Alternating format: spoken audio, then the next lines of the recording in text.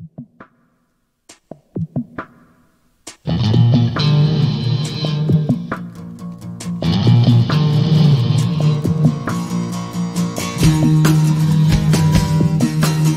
talk!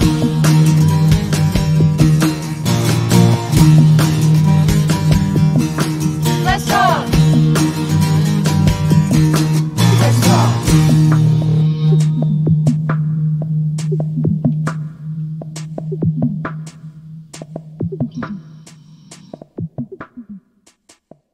Hi, everybody. Continuing our month centered around women, we are super excited to be talking to Soleil Frye. Soleil is an American actress, director, screenwriter, and most known for when she was 8 years old, she was Punky Brewster. So thank you so much for being with us today. We're so excited to have you, and you're the best. So thank you. I am so honored to be here with you. Truly, this is a dream come true. I love it. We're super excited. So we wanted to start off by asking you, since it is Women's Month for us, we're talking about all things women, women activism. What does it mean, according to you, to be a feminist? Oh, such a great question. For me, it's been about being true to myself, to my own self, and in the last years, coming of age again, and being okay with the messiness and the love and the pain, and accepting of the totality of both the little girl me and the adult me, and so really it's about being true to myself. Mm-hmm. Yeah, and then ultimately being of service to others, of course, because that is something that was ingrained from the time I was very young. So in any way I can to be of service. Yeah, incredible. And like we were just talking about before we started recording, your new documentary, Kid 90, just came out last night, but by the time this will be out, it's been out for a minute. But we just love to hear about that, like what it's about and why you wanted to make this. Absolutely. Well, it started as something completely different. I had started it and it was supposed to be about the last decade of privacy, pre-internet. And ultimately, I opened Pandora's box. Essentially, I had videotaped my entire life growing up in the 90s, both in Los Angeles and then moving to New York, and this colorful world that I grew up in Los Angeles, and then with the incredible skateboarders in New York. And it was, early days of Supreme in New York City, and just like amazing, amazing group of friends that became my family. And I had such a colorful life. I kept a diary from the time I was 5 years old. I kept all my voicemail messages, which were like these things where we left voicemails for each other back in the day, all the audio recordings. I kept an audio tape recorder, and then I literally locked it away for over 20 years. And so it was sitting in Tupperware in a vault, and I had never looked back at it. And about 4 years ago, I started to wonder if things had happened the way I remembered them, because I remembered our lives so joyful and full of bliss. And some of my friends hadn't made it out, and so many of my friends had died so young. And so I think on a subconscious level, I just locked it all away. And so the last 4 years have been this journey of going back into Pandora's box. And what it led to was this self-awakening and discovery of true self-love and the artist that I once was. Wow. That's amazing. And like you said, you talk about discovering true self-love, self-awareness through watching your tapes. What advice do you have for people, specifically women, who are struggling with that right now? Oh, I think our stories are so important. And what ended up happening for me is as I peeled back the onion more and more, it became this personal coming of age story, both of the teen me and the adult me. And in reliving so much of the joy, I also relived so much of the pain that I had locked away. And through some of my experiences, I think the teen me felt shame about certain experiences that I had had, or that maybe I thought I had put myself into. And so it was really a healing of the little girl inside and that teenage me. And what I would say, if I could say anything to that teen girl or to others out there, is I would wrap my arms around her and I would say, Baby, like every step of the way, every painful moment, every heartbreak, every experience is going to lead you to the woman that you will someday become. And I would thank the teenage me for leaving a chronological blueprint for me to find my way back home. And so, what I would say to others is that our stories are important. Each of our stories is important. For me, I look at my experiences, both the love and the pain, and I feel like it happened for me instead of to me. And each story is different, but writing it down, being creative, taking our pain and turning it into art, our scars, and allowing it to build our character. And also to see, for me, so much of the discovery was I always thought I loved people so much. I didn't realize that I was loved back so much. And so when we can look at it beyond just our own lens and see the love that's around us, maybe it allows us to not feel so isolated and alone. Yeah, and looking back on just your whole time growing up, I mean, you've been in the industry for forever, and just being a young woman in the industry, and then now just being a woman in the, like, being a girl and now being a woman in the industry, like, how have you felt, just since we are talking about just equality and women and feminism, have you felt ever like you weren't taken seriously as a young woman in the industry, or just like, have you faced inequalities? Yeah, I mean, after Punky, so I had done Punky for all these years and I love Punky. Like, I'm always feeling like if I'm 80 and people are still calling me Punky, like, I'm thrilled with it. What was really fascinating is when I started to go through puberty, the world around me wasn't accepting of it. So I developed rapidly and I went from, just being this like bubbly, happy little girl. And I always wanted to carry Punky with me, but I think sometimes they want to keep you in this box, or they don't want that little girl to grow up. And so when I started developing, and I was developing rapidly, it was like I was treated more as an adult, and yet I was only 12 or 13 years old. And so the objectification that I felt as a young woman was incredibly intense. And I see it today magnified times a gazillion.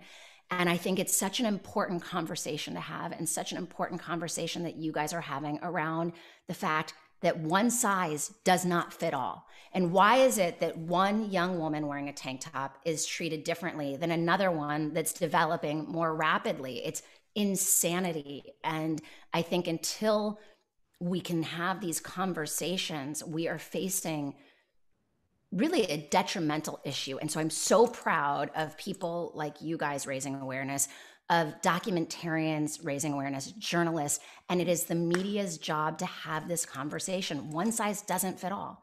And now with social media at our fingertips, and filters and the filtered lens in which people are living through, I can only imagine the long-term effects that has. So I think raising awareness around mental health, around equality, around women's rights, is just so important. Now more so than ever, because the same issues that I was facing then, I see my teenage daughters going through now. Yeah. And as someone who didn't grow up with social media to the extent that it is here today, like, how do you think that's impacting all that? Where does that play in?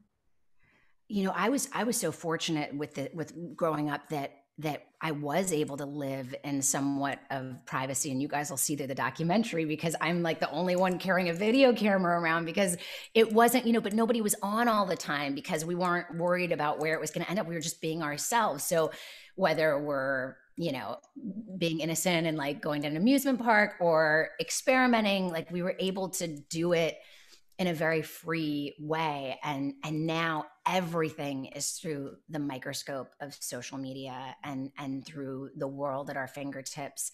And so I really do like deeply look at what is happening and the objectification. And it really is so important to have advocates. Obviously, you guys know this, like yourselves, that are raising awareness constantly.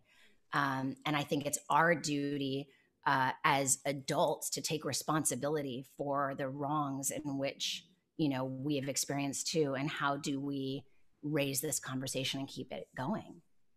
Yeah, and talking about being like the one recording everything and like being that kid growing up, like how do you think social media compares to your childhood being in the spotlight just from such an early age, in addition to just recording so much of your life? Well, it's interesting because I use the video camera, like how people do selfies today. So you'll see through the dock, like I'm constantly like flipping it over. I'm like, hey, look, like take a shot, and it's amazing because like there's this moment where my girlfriend's like filming food, you know what I mean? And like now everyone, shares moments through social media. But it's interesting. I think that I used the video camera the way that people use phones today. At the same time, it can be used as a weapon, right? And so how do we navigate through it? And so and at the same, it's so complicated because it can be used as a weapon, and yet it can also be used for such good. When I look at the last year during the pandemic and how many people came together to stand up and to stand strong and to speak out and to have their voices be heard, I think it's realizing that everyone has a voice in the palm of their hands, and how do we use that voice to really create meaningful impact. I think of my dad during the civil rights movement, and it was the work that he was most proud of. And I love that through the internet, I get to discover these photos of him back in the day with James Baldwin or Sammy Davis Jr., and all these incredible Sidney Poitier, like all these amazing people at the March on Washington. And I think about the movement in which they were a part of and the responsibility today, and that each person has a voice and can use their voice for good. And I'm so inspired by you guys doing exactly that. Thank you. And we're inspired by you too, because you've always been a champion for advocacy, and it's really cool to watch, and we're super inspired. And one of the things you talk a lot about is mental health. You're very aware of that. That's a problem in our world, and people are struggling with their mental health. Why is that so important to you? And what do you hope to accomplish in your lifetime with that work? You guys have such amazing questions. For me, what I realized in watching these tapes back, and I do think it is timeless, this human experience, was that as a teenager, so many of my friends were going through pain at different levels, and I didn't hear it and I didn't see it, even though, for example, I'm videotaping one of my friends and he's talking about how he's having suicidal thoughts. As a teenager, I didn't realize the depths of that. And then to have him commit suicide a few years later, and to have these experiences with friends that were so obviously reaching out for help, and I didn't see it and I didn't hear it. I really hope that in some way this documentary can shed light for us to really look at each other and just say, how are you? And really mean it. And I know my kids constantly keep me in check around that. If you're going to say that here, then you got to really live by it. And so I hope that it encourages us to listen more. And to, when somebody says, how are you, to really look at them and hear them, because I think so often we don't always see those cries for help. And so much of it was about having to kind of allow myself to forgive myself for that. Yeah, and like you talk about, having friends go through hard things and eventually, commit suicide or just, really just struggle for years. Do you have advice for kids or anybody actually who may have a friend who is reaching out for help, and how to handle that? Because I know I've been in situations where I've been, scared or felt like I was in a hard place, and didn't know how to handle that. Like, do you have any advice as someone who's been through it?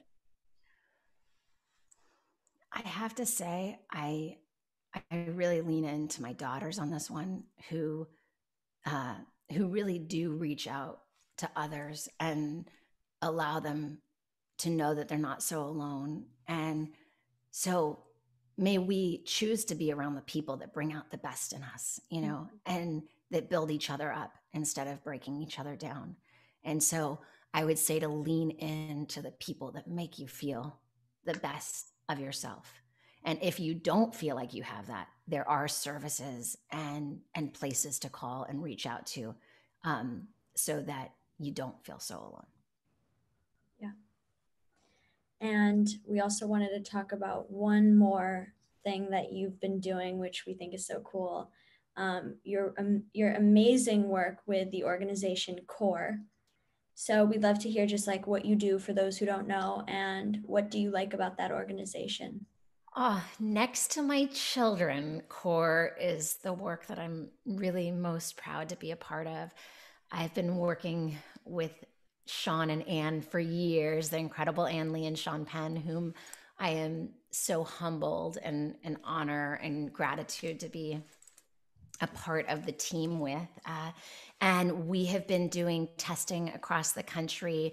We've done over 5 million tests nationwide in the fight against COVID-19. We have administered over 500,000 vaccinations.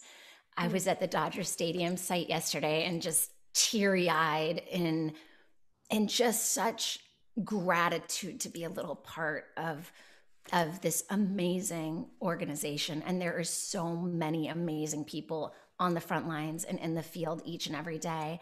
And really, when disaster strikes, CORE is there. And I'm so proud of the work that we're doing, and so honored and humbled to be a part of it. Yeah, that's amazing. We love what you guys are doing too. CORE is amazing. Oh.